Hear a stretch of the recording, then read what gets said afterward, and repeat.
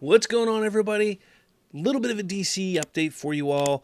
Going to be talking mainly Superman, but rest assured, no spoilers. I'm not going to be talking about spoilers on my channel, at least not until after the movie comes out. So you don't need to worry about any of that. Look, I'm not going to be one of those people that is going to talk about all the spoilers that are coming. Look, people have seen the movie. I know. I've seen the people talking about that. Oh, I've seen the movie. I've seen the movie. Lucky them. Lucky them. But I do want to talk about the news, the information, things that actors have said, James Gunn, that kind of stuff. I will talk about that kind of thing, or those kinds of things, whatever. So, yes, I want to talk about that. And I will warn you, look, if you're on social media a lot, you may want to go dark for the next couple weeks if you can. There are spoilers out there. There are. I've seen a couple. Again, I'm not going to talk about them. I know that there are people out there that don't want to hear the spoilers, that don't want to see the spoilers until they see the movie. I get it. But I am going to talk about the news. So, let's dive in. The first thing, there we go. The first thing I want to talk about is something that I missed over the last couple weeks. This is really, really interesting. James Gunn talks about how he's kind of grown as a filmmaker making Superman. And I think this is kind of really important to, listen to here. Filmmakers over time, they grow. Each movie they make, each time they change a little bit in the direction that they move with the films they're making. They grow, they adapt, and things like that. You take a look at one of the greatest filmmakers of all time, Steven Spielberg. You take a look at his earlier films, and you then take a look at his films of today. He wouldn't have been able to make the films of today had he not made the films of his earlier years. And that's because he grew and he adapted throughout the years. That's the sign of a good filmmaker. Now, I'm not sitting here saying that James Gunn is as good as Steven Spielberg is. I'm not saying that, and nor should anybody. But I'm also not saying that James Gunn is a terrible filmmaker. No, I think he's a very, very good filmmaker and a damn good writer. Now, this is really interesting. One of the big things that James Gunn does in his movies is he loves to write and film to music. He's a big music fan. Specifically, if you see his films, he loves 70s and 80s music. And he talks about how this movie, Superman, he's done with no needle drops, just score. And if you're not sure what a needle drop is when they just drop in like 70s, 80s music, or in his case, 70s, 80s music, but like real life music. It's a needle drop. It's a piece of music that is real life music, and it's dropped into a movie. Think of the first Guardians of the Galaxy. In the beginning of that movie, when Star-Lord is dancing through the planet as he's going to get that artifact, and he's sitting there and picks up the animal and he's singing into it like it's a microphone. That's a needle drop. He doesn't do that in Superman, he says. He goes, "This is the first movie I've done with no needle drops, just score." That forced me to grow. That is really, really cool to hear. That's an interesting thing to hear about. He says the emotion had to come from acting, the cinematography, the story, not the music. Here's the thing. I am a huge music buff, specifically score.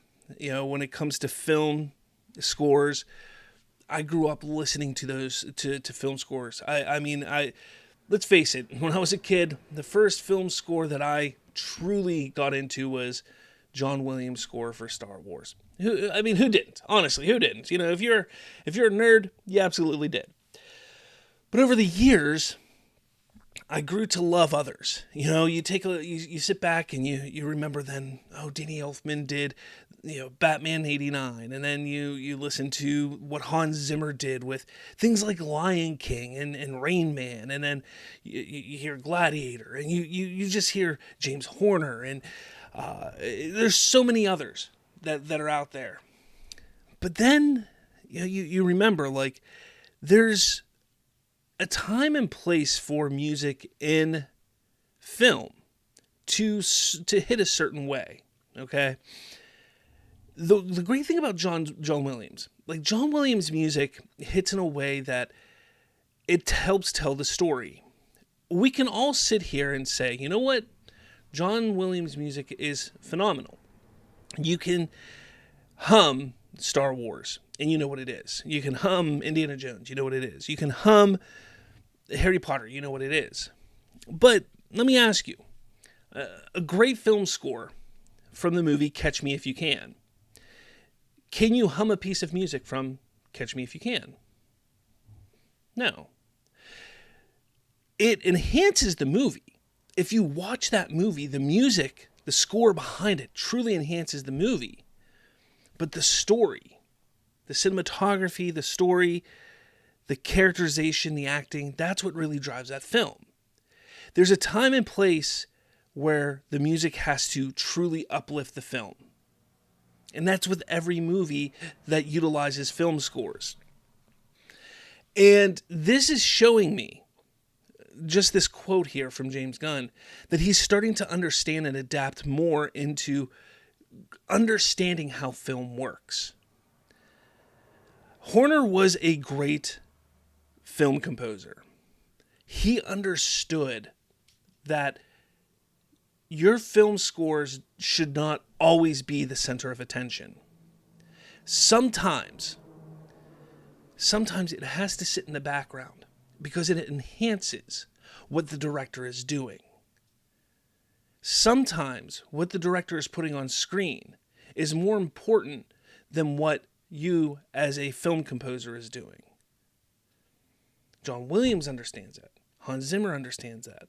Honestly, the great composers of yesteryear and today understand that.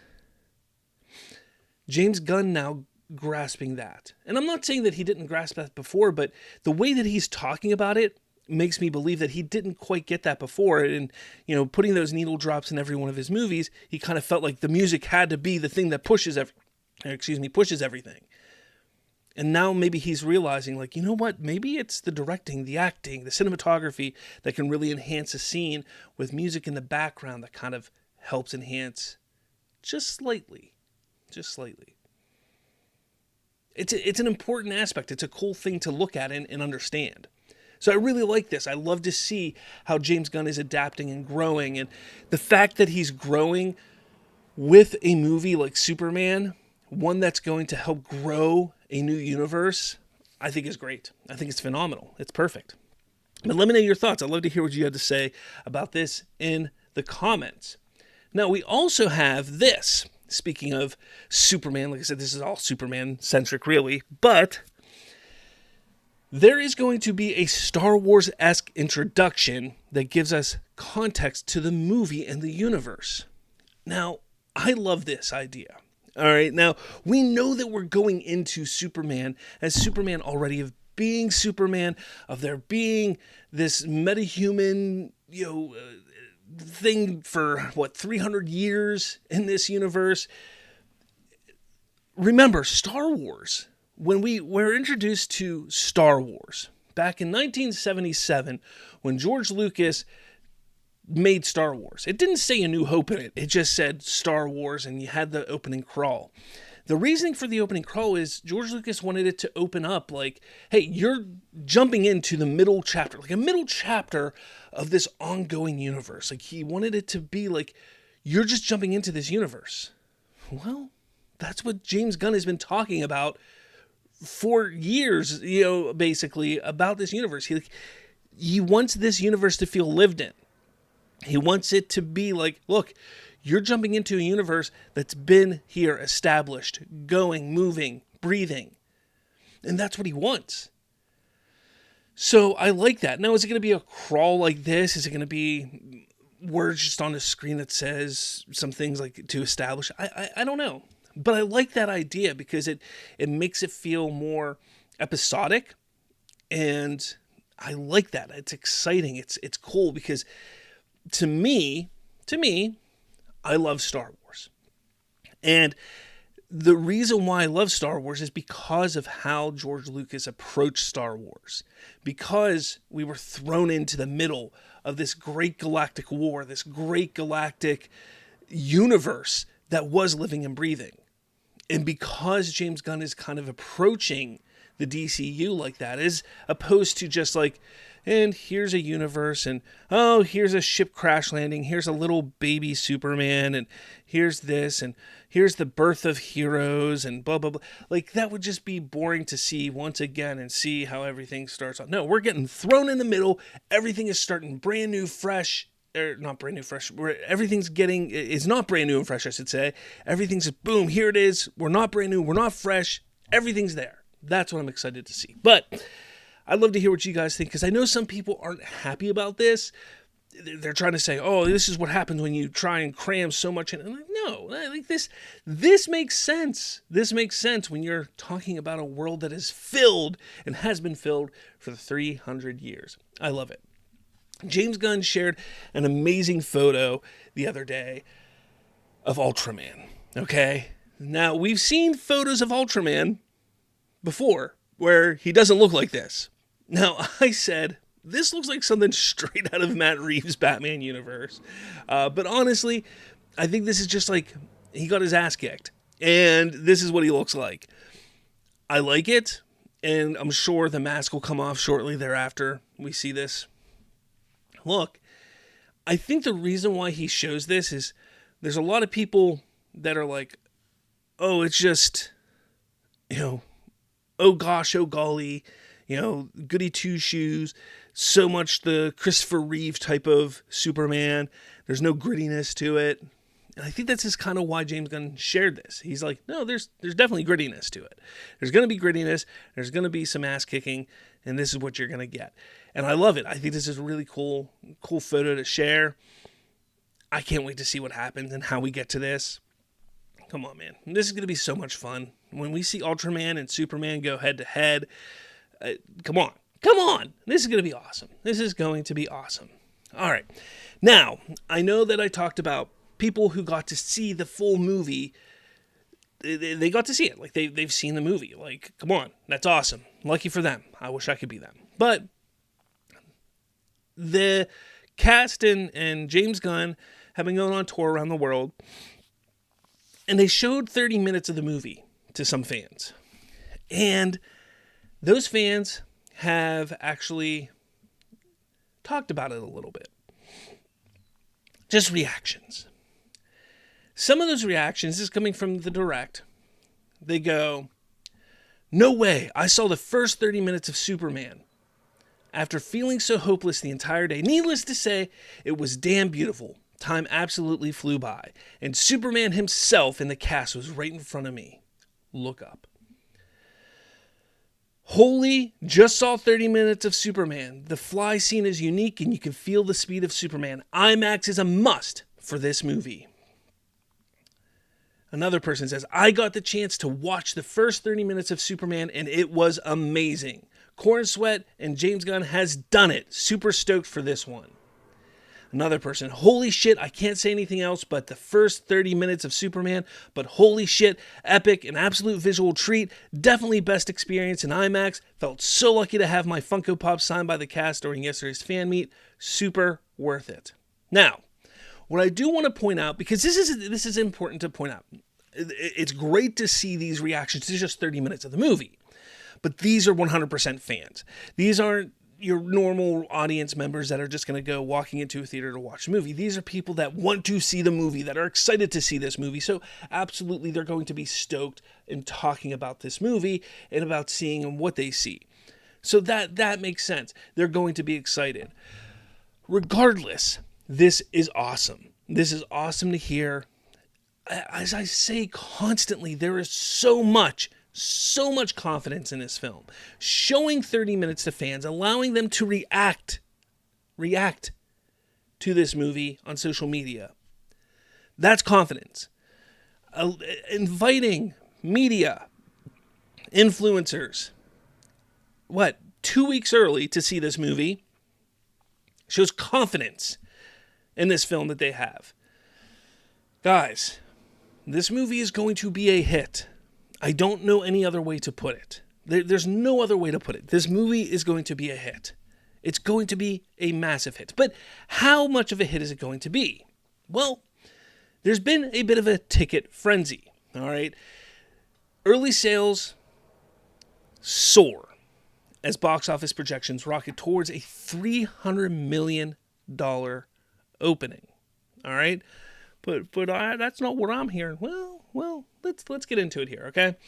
So over at SlashFreeTalk.com, I put together all the information. I grabbed the information that I could find about all the projections and everything like that, so you don't have to look for it too hard. So we know that the early ticket sales from Fandango broke some records. It is the highest and fastest selling tickets on Fandango this year in 2025, beating out Lilo and Stitch, Mission Impossible, Fantastic Four, and all those films. It's sold like crazy. That is amazing. As of right now, the early tickets have hit or possibly even exceeded the $10 million mark for the early ticket sales, which is fantastic. That's the Amazon Prime's fan screening. That is phenomenal. But that's just one day. That's July 8th. People are excited to go see the movie. Those are mostly the fans and the naysayers. Here's the thing that people are forgetting. A lot of the haters, a lot of the naysayers, a lot of the people that want this movie to fail, a lot of the people that want to shoot down this movie are the ones going on the 8th. Yes, a lot of fans are going on the 8th also. But a lot of the naysayers are going on the 8th too. Now, the fans are also going on the 8th. Then they're also going to go on the 10th and the 11th and the 12th. So they're going to get more money for those. Keep that in mind. Like, unfortunately, I can't go on the 8th. It's my son and daughter's birthday. I have to, obviously, family comes first. But I'm going on the 10th. I'm going to see it on the 10th. And I'm going again on the 12th. So, there's going to be multiple outings from fans. Keep that in mind. Now, we've talked about this. Tracking originally was like 145 to 175, even up to like 185, I've heard, for the domestic debut. Now the estimates are, anywhere up to about 125. Low end is like 90 to 125, somewhere around there. Some people are now saying that it's probably going to hit around 120. That's kind of what a lot of people are starting to speculate. But let's just say it hits closer to 135. And I think that's possible. I'm still sticking to the 120, 125 myself. That's kind of what I've been saying for weeks for the opening weekend. But let's just say it hits like that 120, 125 area. What could that mean for the total, worldwide total for the opening? Well, the overseas buzz is crazy right now. It is absolutely crazy. When you have China, you have the UK, you have Brazil, you have France. Look, that's why they went out and they were showing it around. That's why they went to Brazil. That's why they went to where'd they go? They went to a couple places. I can't think right now. They went to a few different places to showcase those 30 minutes and have fan events because they're trying to get more people hyped. Well, it could easily make another 125 to 200 million internationally in that opening weekend, which could put them up to a $300 million opening weekend. $300 million opening weekend. Now, let's just say, what could that mean for its first week? Well, if we take a look at everything, let's just keep going with that. We could see about a $400 million opening week. 7-day. $400 million 7-day. That is phenomenal. That would be huge for its first 7 days. I don't think people understand how big of a first 7 days that would be, because then you're taking a look at week 2, and let's just say it drops 50%, which I don't think it's going to drop that much if it's as good as they're saying.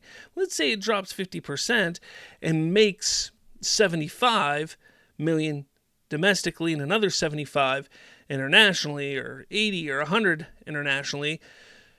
You're then looking second weekend, you're looking at making almost 600 million within the first 2 weeks total. And you're right on track to making that 700 million plus. Look, guys, this movie, there's hype around it. People just don't believe when you talk about it, but things are moving forward. This movie is going to be fantastic, guys. It's going to be great. I can't wait to see it. But let me know your thoughts about all this in the comments. I'd love to hear what you have to say. I mean, between James Gunn growing, between the excitement, the hype, I'd love to hear what you have to say. But let me know your thoughts in the comments below. With all that said, I'll catch you all later.